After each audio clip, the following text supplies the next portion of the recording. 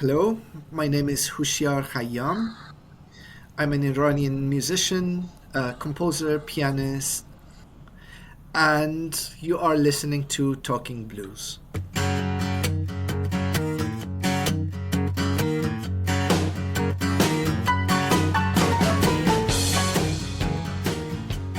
Monsieur, your parents are both artists.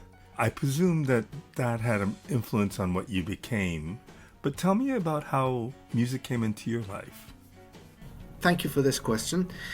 I was born into a very artistic family. My father, although a PhD in thermodynamics, he has for very long been engaged into the world of literature, contemporary literature of Iran, and he has befriended many of the great literary men and women in Iran.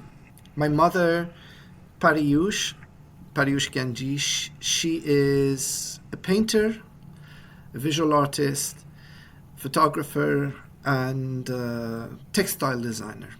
And yes, this is how our surrounding, mine and my sister's surrounding, Golfam, my sister, is a very well known composer now.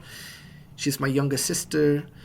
We grew up into a very vibrant society of artists and literary men and women in Iran during late 70s and 80s and 90s. Okay, so in Iran in the 80s was the war. And if I'm not mistaken, music was not an easy thing to access or to do during that time. What was that like? Yes, that is true. I was born in England at the time that my parents were both students. My father was doing his PhD work in thermodynamics. My mother was studying painting at the time at Beaux-Arts de Paris in Paris, the School of Fine Arts. And then she moved to England, where she studied at the art school in London. I was born in England, but I was very young when the revolution took place. That is the Islamic Revolution, 1979. And soon after, my parents decided to come back to Iran for a short amount of time to stay with their parents who were alone at the time. They came and they never went back. They stayed in Iran. And things changed rather drastically after then. I do not recall that well the time, but I do recall the war very vividly. I remember the bombardments. I remember the all the evacuations that we had to do periodically, sometimes without any notice, as the war was going on. On top of that, the new imposed rules made things rather more difficult. One of them was the ban of Western forms of art, including classical music, including all the different instruments, vocal studies, anything of that type. I remember that my father bought me a piano at the time that music was still not allowed. And he shipped it into our house into the cover of a refrigerator. Inside the cover of a refrigerator. He smuggled the piano.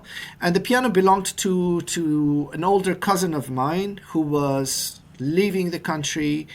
They were emigrating to Australia, and they put everything of their house into sale. My father bought the piano as he was finding some talent in me, or some ambition in me.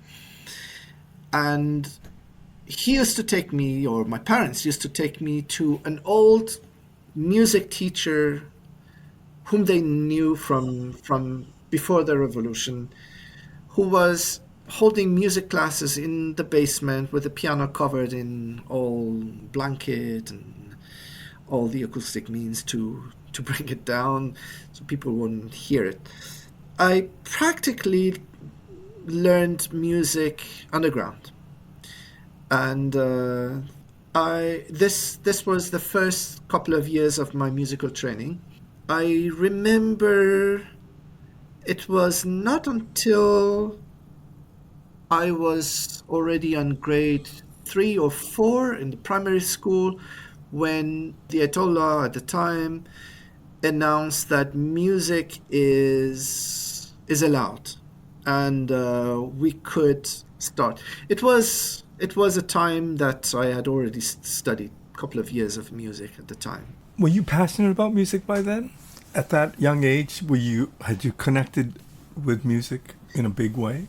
I think so. I can't be entirely sure though. I think music helped me in a sense to overcome some other things. I think I found something in music, but I would never call myself as a musical talent, let alone a genius or anything like that. I wasn't. I don't think I had any particular talent, but I was drawn into it. I was drawn to reading. I was drawn into just playing by myself. I had a very imaginary world of my own, and then music was added to that. I thought your dad was a composer, or he composed music. Did he not? Never, Never. never. My dad barely reads music notes. He barely reads music notes. He is a very fine music listener, but nothing besides that. He is a writer. He's known for his novels and short stories and his literary work. And my mom, as I mentioned, is a painter, visual artist. But he So felt about music that it was important for you to have music, even though it was against the law at that point. yes, the story that I've heard from him was that I was at certain age, becoming a bit difficult, and and it was hard to get me engaged with something. And it seems like my parents tried few different things without much of success until the piano came, and then the piano took so much more of my attention, which things became a little bit easier for my parents for sure. Do you remember when you connected with music, when it became an important thing to you? I was spending time with music, yes. I was spending time. I wouldn't say I was a great student. I have never been in much of a great student myself.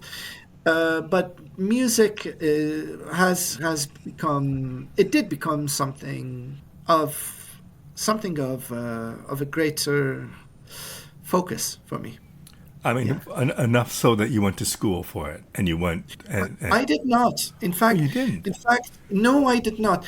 I went to normal public school all the way until my end of high school. So I had my high school diploma. At the time, in Iran, we had the K-12 system of education in public sector, and the K-12 system, you could choose your branch of studies right from the beginning of high school.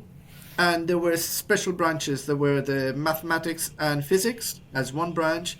There were the natural science as another branch, humanities as another branch, and art as another branch. But these were the major branches of studies, and I chose the mathematics and physics. Forgive me if you hear noise from outside. I'm still in school teaching, That's okay. and we have little kids who are hanging around. And not until I finished my high school diploma when I, by chance, well, of course, I was playing piano at the time. I was composing. I had my private teacher and everything. And I just took my chance to see if I can also audition for the music school Okay. in Tehran. In Tehran, actually. I did, and out of my surprise, I was accepted with very fine grades, and this is how I decided finally to take music as the main Okay, so branch of that's what study. I went. At one point or another, Yeah, you decided to pursue music in school. yeah. When you did so, what did you hope to gain out of that? What did you hope to accomplish out of going into learning about music? I chose the music school in Iran specifically because the music school didn't have different branches of studies. It wasn't like you could study classical music or Persian music or Middle Eastern music or violin or piano or tar or sitar. No. You would just go and study music, whichever instrument is yours and whichever branches of studies you have chosen to be in. So it was very general, which had its own privileges. The greatest privilege I had in music school in Iran was that I was exposed to so many different genres of music, so many different musicians who came from different backgrounds, and they did different things. And specifically, the musicians who were coming from the world of jazz music or the world of Persian traditional music, they were very, very strong in improvisation. And improvisation was something which gathered my interest right away. I became immediately captured by it. But improvisation became a major factor in my musical education. Can I ask you what Yes. was about, like, up until that point, were you learning classical music? Were you learning Persian music? What were you actually playing and studying? And then what was it about improvisation that really interested you? I was studying mainly piano as my main instrument, but I was also very curious to know what the Persian lute instruments are, the Arabic instruments, the Turkish instruments, the Jewish instruments, the Greek instruments, all those instruments from the Central Asia or the Eastern Europe, and the music they brought with themselves, the Bulgarian vocal music, for instance, the all the different music which at certain time inspired many of the 20th century composers such as Bartok and Kodai and others. That music really captured me so much. I always thought that there is like a hidden secret into this music. One day you have to find a key to open the door to those music and to understand what it is behind it, which really captures me. Indian music, the Hindustani music, the Hindustani ragas, music of that area, or music of Afghanistan, music of the southern Iran, and all that. I have always been so much into the music which I do not have the knowledge, or at least the theoretical knowledge, but something in it always captures me. Interesting. So, if we look at some of the music that you talk about, can you compose using your piano for those different instruments? Is that, I mean, I presume that's how you do it. Yes, yes, I do. Unless you play other instruments. I do play other instruments, but almost never in my own compositions or in my own recordings. I always prefer to have the masters of those instruments to play with me, or that I would play with them. But yes, I spent a lot of time, a very long time, to learn those other instruments. I think it has added something to my understanding of that other music. But coming to the question, yes, when it comes to using piano, I do search for the sounds which I don't normally find in this instrument until I actually go into the strings. I search through the strings, through the harmonic series, through finding my way into grasping that sonic world. So, when you went to school, did you think you wanted to become a performer or a composer? or both? I mean, obviously you do both, but what was the main purpose of going to school for music? I don't know. I remember when I went to music school and very early that I was already 18 or 19 years old. I was asked whether I want to be any of these: a pianist, a composer, a conductor, a researcher, or musicologist, ethnomusicologist, what I wanted to be. And I remember at the time I would always say, well, I don't know, maybe all of them. And I remember a teacher also, and I remember someone told me once, this was probably Robert Ziroff, who was the head of music at the time that I went to US to pursue my master's studies. And he said, well, Hooshyar, it will come to a day that you will choose. And interestingly, about 25 years past that time, I still haven't chosen, really. I, But you're doing it all. I, a little bit of all, a little bit of all. When I look at the musicians in my past, the musicians which I always thought as role models, I always think of people like Busoni from the early 20th century, or at our time, people like Steve Brodsman, who do a little bit of all that. And these are type of musicians which I always enjoyed. I thought life is more fun this way when you do a little bit of all that. Well, this would probably mean that I would never be a composer of such and such level, or a conductor of such and such level, or a pianist of such and such level. But maybe it doesn't really matter. What it matters in the end is that I'm enjoying a lot the time that I spend doing different things in music. Obviously, you compose. I would presume that improvisation plays a big part in that. It does. It sure does. And I think for some people, for some composers, the logical side of the intellectual, logical side of the brain, for them is very active. Not so much for me. For me, composition has never been a world that I would fully comprehend. It always comes from somewhere which is halfway, or maybe even more than halfway, from the subconscious, from the unconscious. To me, is always somewhat walking in the dark. It's always searching these little lights in the dark, when you're walking in the dark and you see little lights here and there, and then you find your way through the woods, and then you find that little village, or you find the stars, or you find the lake.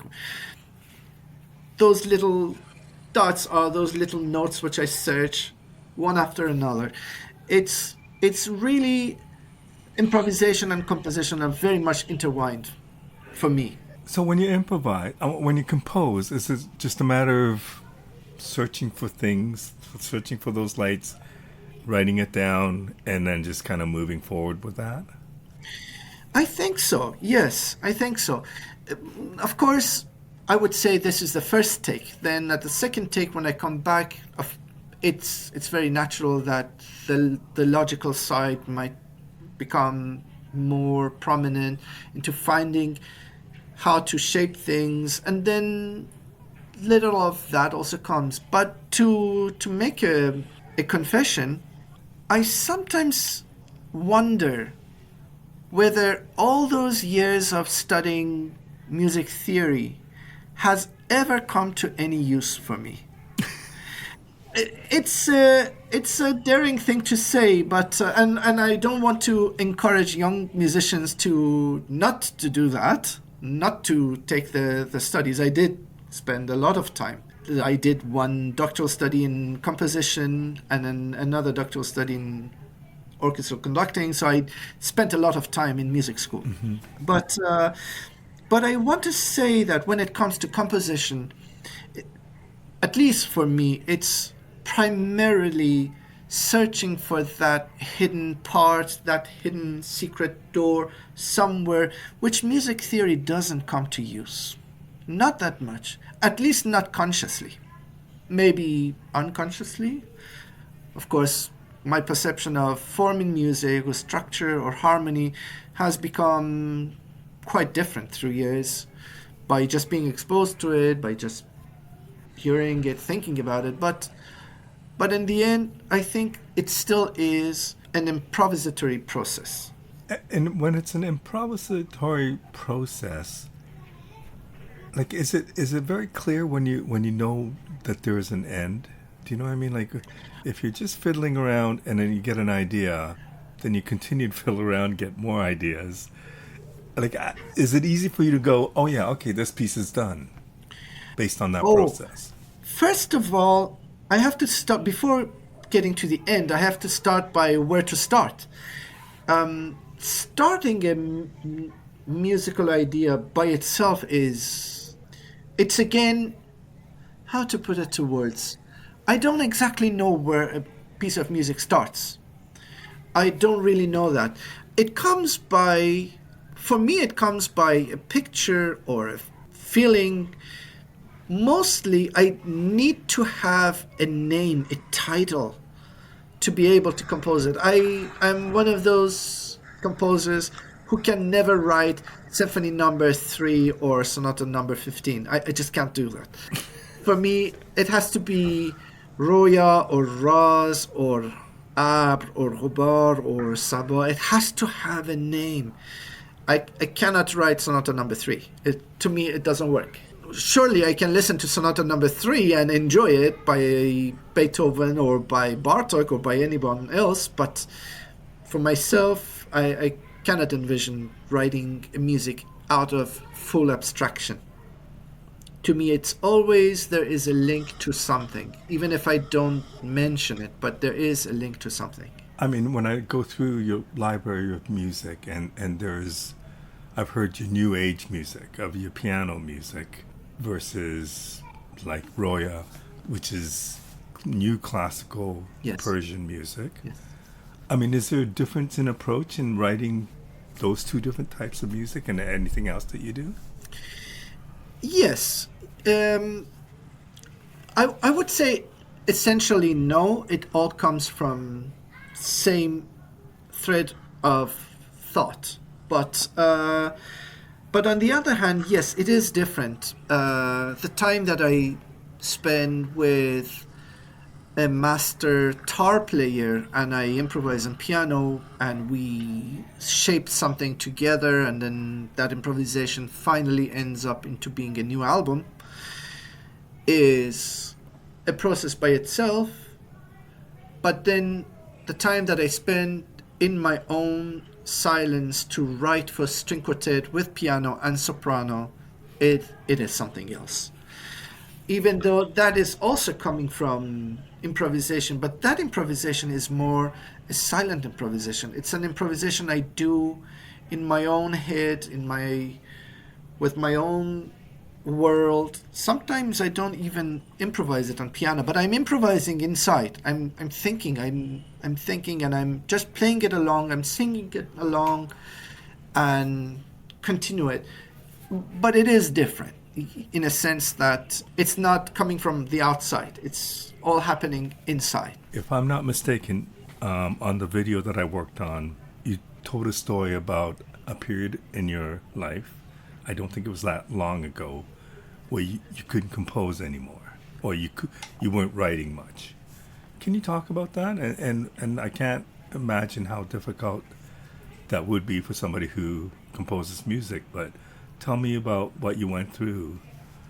Yes, that is true. It was a very difficult time, and I still experience it every once in a while. And it's not that I am not capable of writing music. It's just the decision that one takes not to write until you write something that you really, really wish to write. Right. And it's not about the quality. It's not that, oh, if I write music, it has to be up to such quality or up to that quality. It's about the inner need. Do I feel that need to write these notes at this time or not? And I think Roya was that opening for me into rewriting music, only because this time I really felt that there is something that I have to write down. But how long were you not able to write before that period? I'm not sure. To be frank, there is barely a day that I wouldn't write anything. I always have some notebooks that I scribble, but when I say being able to write, meaning it means that to write something from beginning to the end, and something that you put down and you say, "Oh, I'm happy. I'm so happy that I wrote this. This is a part of me." Those moments became more rarer. Do we say rarer in Yeah. English? Those moments became more and more rare, but maybe because of that, also more precious. And what does that do to you? What does that do to you as the artist? I think it does. It feels almost like it charging and recharging. I think it feels more like this, getting filled up with water, or it's almost like an ocean inside that comes, fills you up, and then it's released. It comes outside. It becomes into the outer world. It becomes into existence. But it's not like you panic. You go, I can't write anymore. No, not really. It's just a choice. I would say it's. I would choose not to write unless I feel that that writing really means something. At least for myself, it means something. Other than that, I spend my time reading a book or listening to some music, walking, or playing a Bach Busoni piece on piano and enjoying my time. Okay, And I believe you told a story about how you kind of came out of that dry spell. Can you share yes, that story with me? yes, yes, I didn't come. I did grow out of that dry spell by the time that my friend and colleague Stephen Protzman, he asked me to write something for him, and he's a person whom I always looked upon as a dear friend and also as a role model for a long time. So having him asking me to write something was already like a little push from the older brother, like, come on, go. Stop all the nonsense. You have to get to work. Write things down. So then I started to write things down. I had the idea of something for string quartet, and the piece really started off as a string quartet.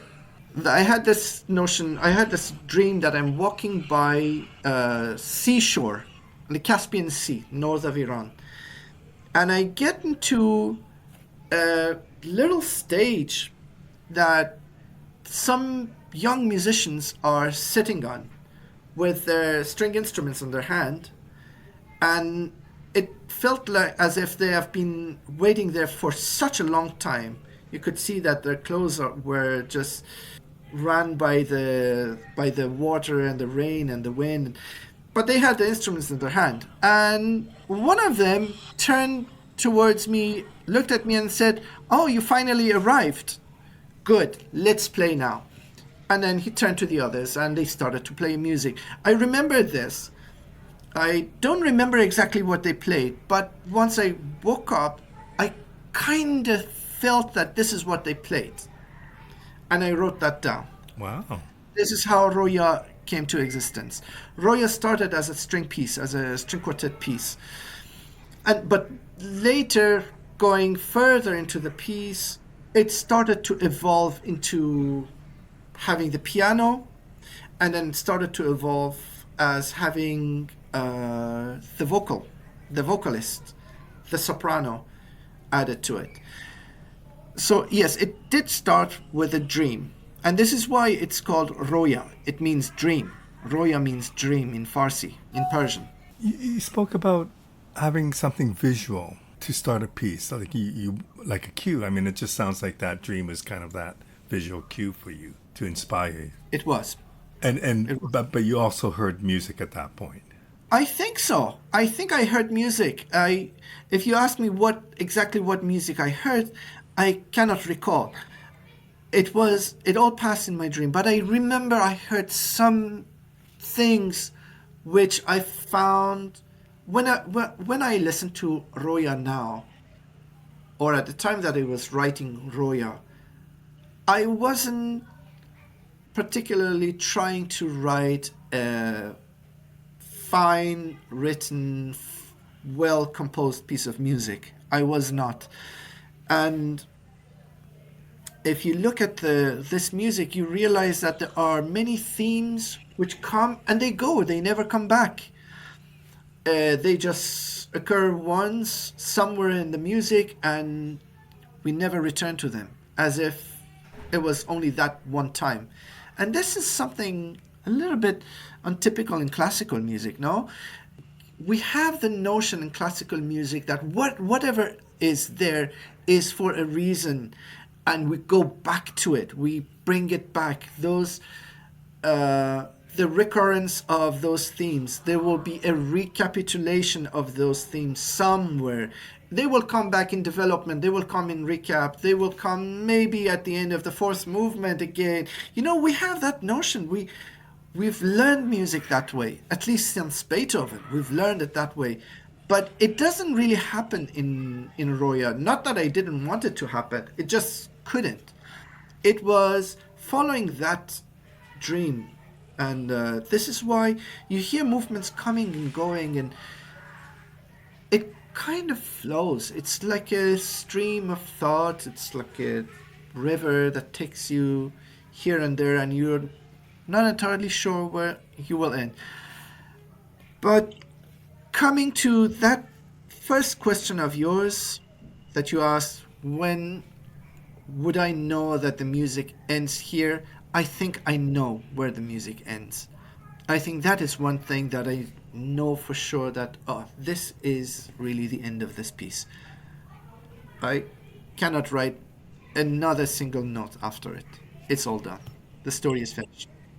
Other than the dry period where you're not inspired or you're not really happy with some of the ideas you're getting, but once you get into an idea and you think, okay, I'm going to create this new thing called Roya, and it's going to be a string quartet, and I'm going to add to it. Is that an enjoyable process to compose for you, or is that a painful process, or a bit of both? Bit of both, and yeah, bit of both. But I would also say that when after such long period of dryness, you finally find the source of water, it just becomes so valuable. It becomes so dear to me, at least, as a writer of music, as someone who composes music. It's almost as if walking for a long time in the desert and then finally getting to the water. And it feels good. It does feel good. There is a poetry by Rumi. We call him Molavi in our language. Rumi, this is the name that he's known in the Western world. He says, "Ab kamju teshnegi avar belab." It means, don't seek for the water all the time. Taste the thirst. Teshnegi avar belab. Experience, taste the thirst. The thirst itself has a taste. Feel it, grasp that moment, seize that moment, and then once you get to the water, then it means something. Don't drink all the time. Are you happy with, like, I know that it's still a work in progress. It's not a finished work yet. But are you happy with Roya and where it's at? I would say the word is not happy. The word is that when you know that it's finished. I think It's almost like, cats when they give birth to their babies Hmm. and the babies grow up a little bit, the cat rejects them because they are now individuals. They don't need the mother anymore, and they have to go and live their own lives. I think in composition, it is a little bit like that. They grow out of you. They become individual entities. They become creatures of their own, and they have their own lives, whether long or short. I don't know. I just know that they have grown out of me. And Roya really grew out of me the moment that the Talia String Quartet performed it. And they performed it in a way that I felt that they owned it. They really owned it. They knew way better than me what this piece should sound like. How do you explain that? What happens there? I don't know. Um, I'm one of those composers who is not that meticulous in writing down dynamic levels or the tempo markings. I'm not. But I many times only rely on musicians to find a way on themselves by themselves. And this is exactly what the Talia String Quartet did. They knew exactly what this music should sound like. They found the inner tempo of the music, they found the inner rhythm of the music, and they performed it. They brought it to life with the pianos, with Katrina, the pianist, Catherine, and with Saina. They knew exactly how this piece should sound like. But obviously, when you compose this thing, and this is your creation that's come out of your head, you put it on paper, you have a pretty good idea of what the piece should sound like. And does it surprise you when you go in the studio and work with different musicians? It does surprise me a lot when something happens which I had no idea about. I had absolutely no idea, no notion that this music could sound this way that they performed it. And it does make sense once they do it. I remember at the recording of Abre, Abre means cloud, coming from a poetry by Omar Khayam. I remember Stephen Protzman decided at certain time to go into the recording studio and conduct the singer for certain part of the phrase, not for the whole piece, but for the certain part of the phrase. And he was pushing the singer to become more dramatic, more agitated, to push it further and push it further. And this was entirely absent in my mind. I had no idea what he was doing. I hadn't even thought that this music could be performed with these dynamic levels, but it did, and it sounded wonderful. To be honest, it sounded really wonderful. It surprised me. As a composer creating a piece, what do you hope to get out of that? And what do you hope the piece will do? To be honest, nothing. I don't hope anything for it. Of course, I will be happy if people listen to it, but I don't hope that anybody will get anything particular from it. I think this is why I think it has grown out of me. I do not have any specific expectation of how people will listen to this, where they would listen to it. Is it a music that people will listen to when they read a book or when they're driving or falling asleep or waking up? I don't know. I have no idea. So is it like that with all your pieces? Like, or is this different? I think with Roya, I have started a new chapter, if I may. I think I have started a new chapter in my musical life. I'm not sure if I have a feeling that Roya is different, at least for me, is different than other works which I created before, which I wrote before or I composed before. Roya is more introvert, it's more from inside, it's more dreamlike, and it's more free in a sense that I just let it happen. At the same time, I think it's more concise. I think it's more towards what I was really searching for. It's more focused. And I think the energy has all been condensed into one stream, and that stream is Roya from beginning to the end. So I would say a new chapter, yes.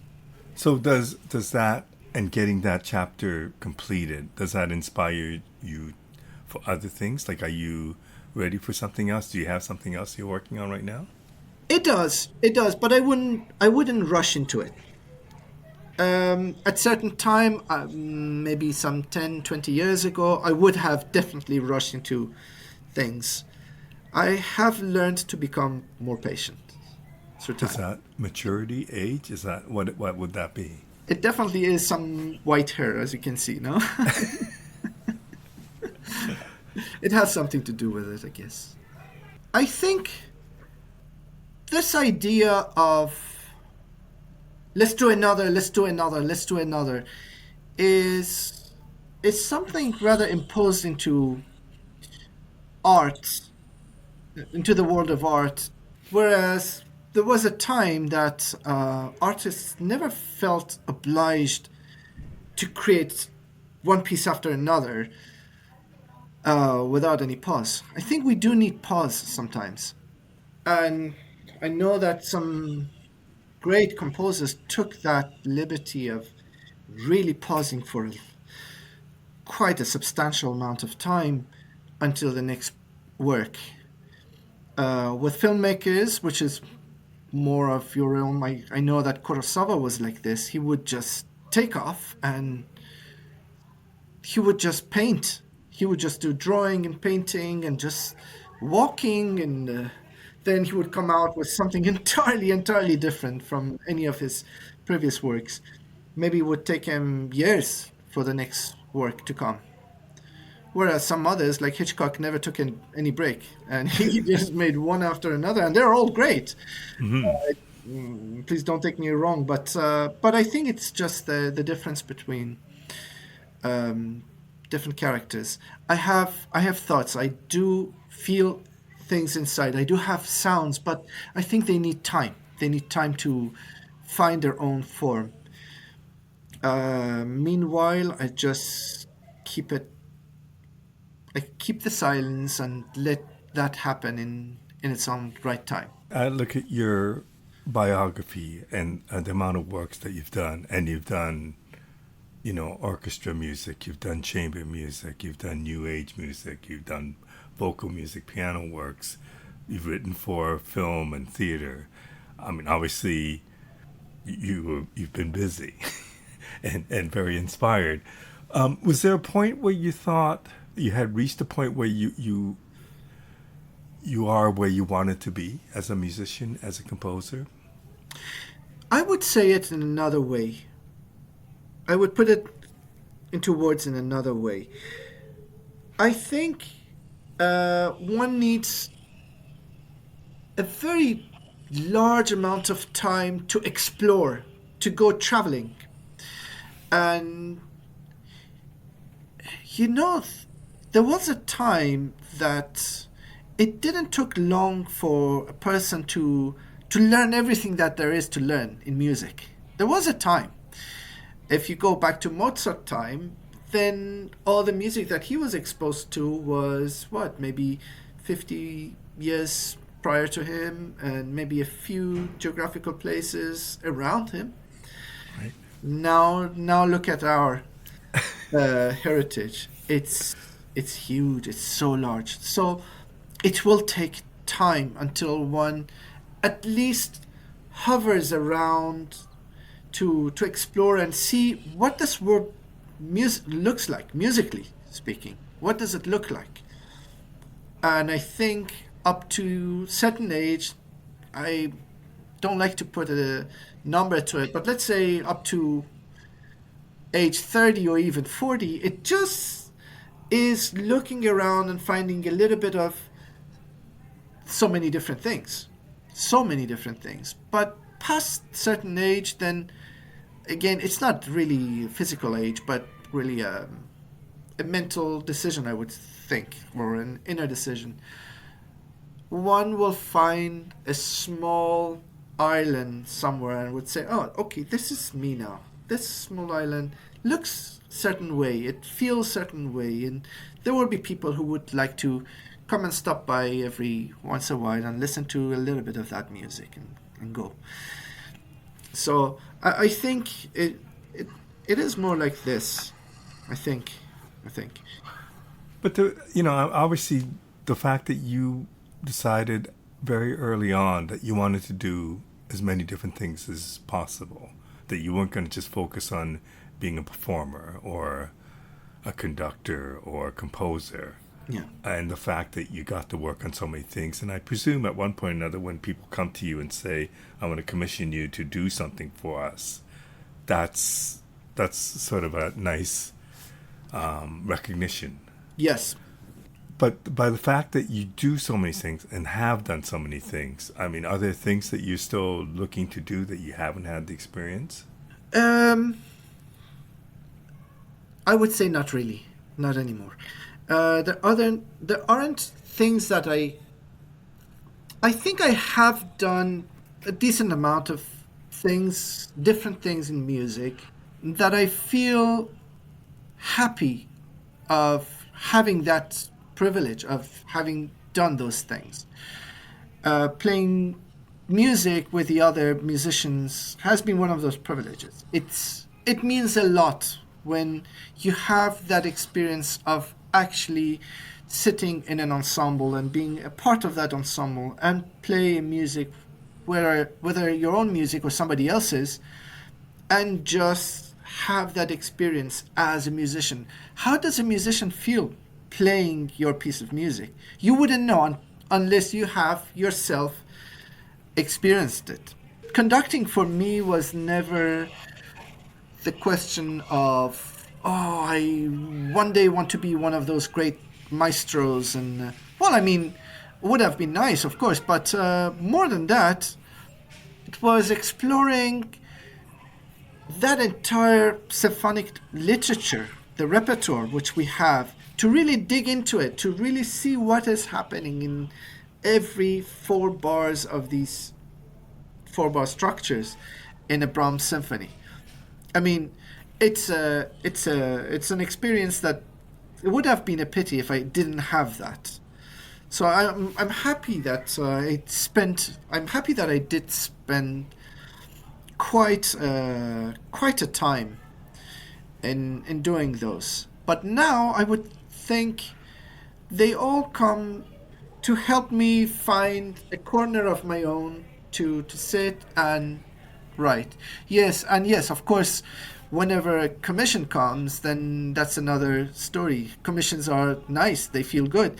It makes one feel that, oh, my music is well received and all that. So this is something entirely different. One other thing that you do, or the other thing that you do, is teach. And your association with Carleton University, as well as The with the Montessori. Montessori school that we're at right now. Tell me about what teaching does for you, what it gives you. This is maybe the most interesting part of my musical life nowadays is, well, teaching at Carleton University is wonderful. Having the chance to meet the colleagues that I have there, a beautiful institute of musicians from various different backgrounds, coming from African drumming tradition to jazz music, blues and classical, Middle Eastern, Central Asian, indigenous Canadian, all that, or North American music. It's wonderful. It's truly it's sometimes it's purely magic. But even more interesting is the time that I spend with the very young students of mine from age 6 to 12 at the Montessori school. Now, this is the third year that I am working as a music specialist at the Montessori School in Ottawa. And this is a truly amazing experience. And you might ask why. I would say because that's where music becomes in its most natural form. These young musicians, they perceive music in the most natural way. And you would immediately know if that music is resonating with them or it's not resonating with them. You immediately know. They are like mirrors or like very, very bright crystals. They are see-through. You will see and you know, oh, this music resonates with the students or it's not. And how they perceive the music. I think there is a lot of learning. There has been a lot of learning for me in many respects, working as their music teacher. And these are students who are coming from so many different backgrounds and different cultures, countries. It's a bilingual school, half English, half French, and because of that, I had to improve my French up to the level that I would be able to work with the students. So that was also a privilege. But besides that, in musical sense, just sitting together, performing in a jam, doing group improvisation, group composition, we form new themes, we harmonize it, we orchestrate it together. It's all pure creation. It's all pure creation. How does that make you a better composer? I don't know. I don't have an answer to this, but I'm sure that it does make me a better person, in a sense that brings me, it makes me aware of many layers of us as human beings that we tend to forget in our adulthood. I think we have been more pure, we had been more direct, we had been more resonating to music when we were at that age. And this is what I get from my students at the time. Hooshyar, this has been really wonderful getting to know you a little bit. My final question to you, with all that you've gone through and what music represents, tell me about what that connection to music is for you. Oh, connection to music is, I think it's just one of the senses that we cannot imagine being deprived with. It's like the sense of touch. Can we imagine waking up tomorrow and having lost our sense of touch? I think it would be unbearable. Mm-hmm. Or our vision. I think music is really that. In very simple words, it's one of our senses which comes in its most pure form. Great. Yeah. Thank you very much. Thank you so much for doing this. Thank you so much, Marco. Thank you for giving me the chance. It was a pleasure to be with you at Talking Blues. I look forward to hearing the finished product of Royal. Thank you very much.